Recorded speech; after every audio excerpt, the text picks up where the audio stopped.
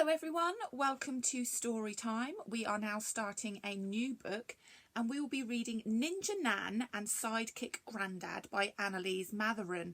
And Annaliese is a local author and she very kindly said that we could read her book for story time.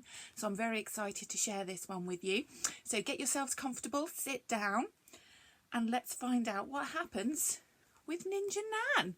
Has anyone else got a Nan that looks like this? That's quite impressive. She looks like she's doing karate or something. Okay, let's see what happens. Chapter 1.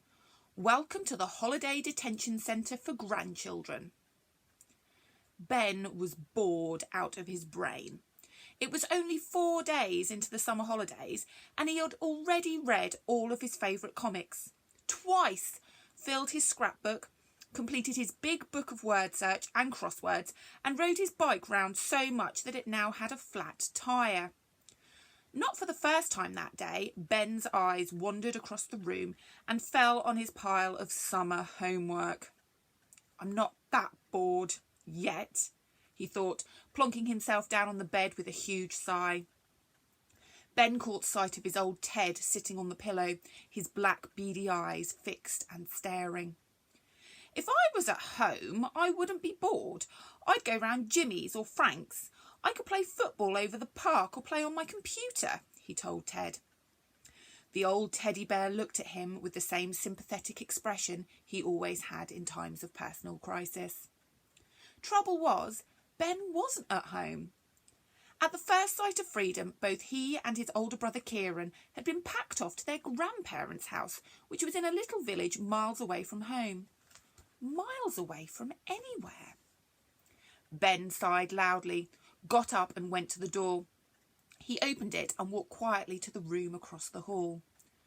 The door was open and he could see the old Beano pages which decorated the walls and the model Spitfires that hung from the ceiling, now swaying gently in the evening breeze.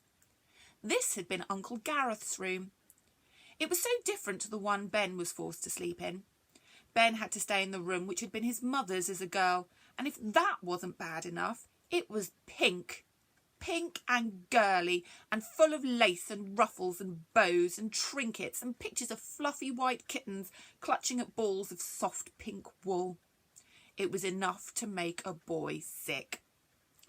Ben pushed open the door a little wider and instantly regretted it. "What do you think you're doing?" In bound Kieran. In one bound, Kieran was off the bed and shoving Ben out of the room. "Get out, girl pants." "I just wanted to." "I don't care. Get out. Stay out." Kieran slammed the door shut on Ben. "Prat," Ben muttered. Kieran had been more and more of a jerk since his birthday. A very big birthday. Kieran was no longer a kid. He was a teenager. And he didn't want to have anything to do with Ben anymore.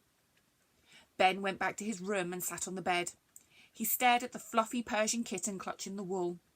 Things couldn't get much worse, and he still had over a week of torture left.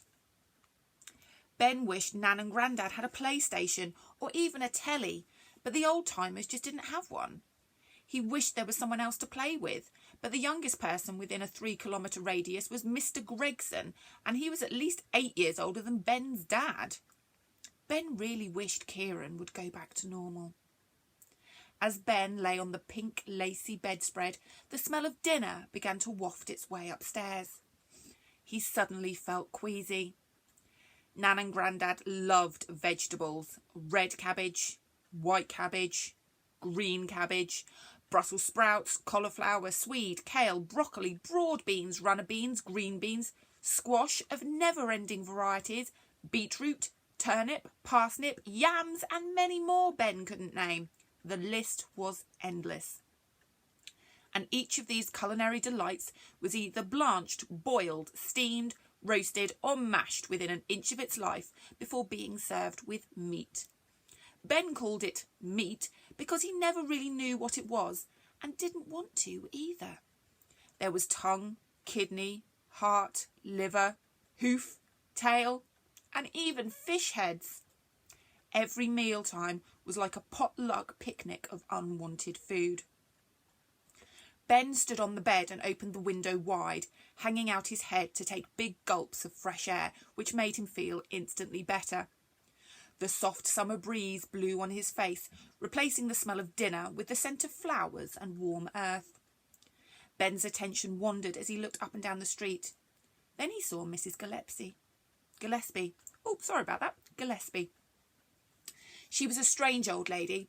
She drove a motorised scooter and didn't mind knocking down anyone who got in her way. She also had a small, yappy Yorkshire Terrier called Pixie, whom she took everywhere. Pixie was currently in the basket of Mrs. Gillespie's scooter, and being as quiet as a mouse. Come to mention it, even Mrs. Gillespie's scooter was quieter than usual. Then something happened.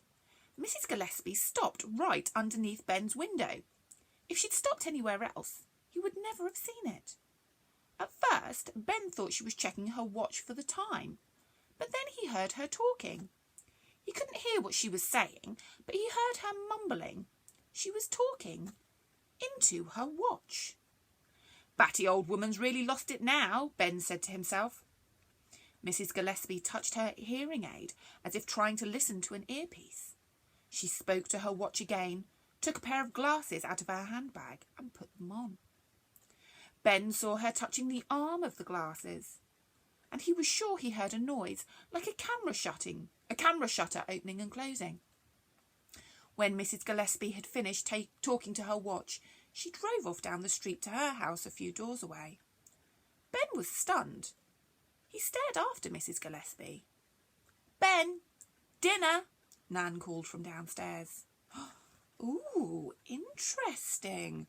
Oh, I wonder what's going to happen there. What's Mrs. Gillespie doing? She got some sort of high-tech glasses or something? I don't know.